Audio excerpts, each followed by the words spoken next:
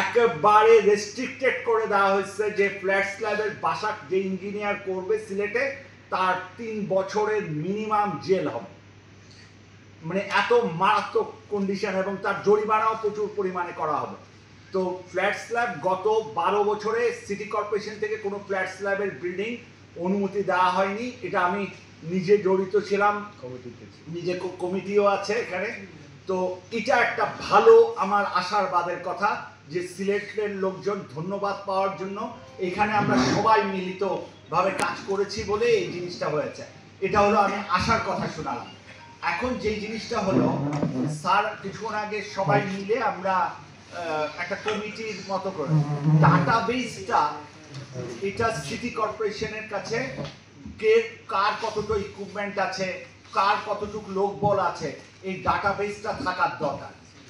এই ডাটাবেসটা কেন থাকবে? এটা হচ্ছে আমার ভূমিকম্প হয়ে গেলে আমার লোকজন যাদেরকে উদ্ধার করার, সেই উদ্ধারের জায়গাটায় আমাদের মধ্যে দুর্বলতা আছে। সিলেট শহরে আপনারা যারা নেপালে গিয়েছেন, নেপালের কাঠমান্ডু শহরের মাঝখানে পুরো জায়গা হয়েছে খালি। ওখানে ভূমিকম্প হলে সমস্ত লোকদেরকে এনে ওই খোলা মাঠের মধ্যে এনে রেখে দেওয়া হয়।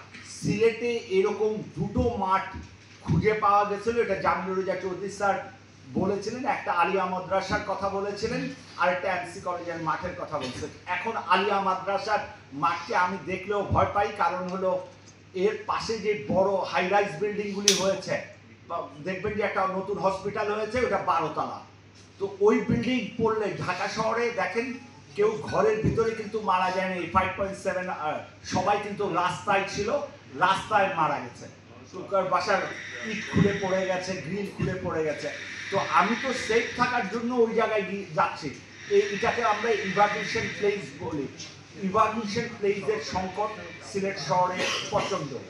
আর আমরা একটা ইভাকুয়েশন প্ল্যান করা উচিত, যে ধরেন যারা ওই সাইডে থাকে, ওই সাইড বলতে মদিনা মার্কেট, ওই সাইডে যারা থাকে তারা কত দ্রুত এমসি কলেজের মাঠে, আমি যদি ইভাকুয়েশন প্লেসটাকে চিন্তা করি, এমসি কলেজের মাঠ, ওইখানে কত দ্রুত এই ইয়াতে আসতে পারবে।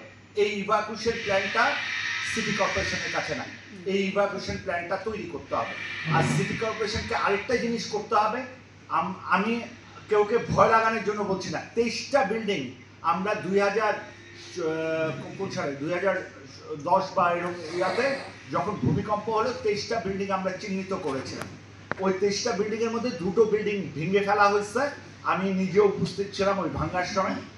আর বাকি 21টা বিল্ডিং এর কি অবস্থা আছে ওই ডাটা আমার কাছে অল্প একটু আছে, যে কিছু বিল্ডিং আমি নাম উল্লেখ করছি না, ওইসব বিল্ডিংগুলিকে কিছুটুকু মেরামত করা হয়েছে। ওই মেরামত এই 5.7 আল্লাহ না করুক এর আশেপাশে হইলে এটা দিয়ে কিছু হবে না।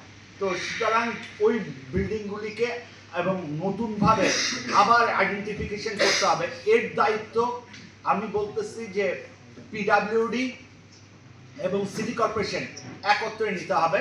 আমরা হেল্প করব, আমরা অবশ্যই হেল্প করব, কিন্তু পিডাব্লিউডির কেন বলতেছি, পিডাব্লিউডির অনেক ইঞ্জিনিয়ার আছেন, কিন্তু সিটি কর্পোরেশনের ইঞ্জিনিয়ারের সংখ্যা কম। আমরা যে ক্লাসিফাই করব এখানে কিছু ইঞ্জিনিয়ার লাগবে। তো এই আইডেন্টিফিকেশনটা করে এই ডাটাবেস সিটি কর্পোরেশনের কাছে থাকলে সিটি কর্পোরেশন কিছুদিন পর পর তাদের যে লোকবল আছে এটা দিয়ে মনিটর করতে পারবে।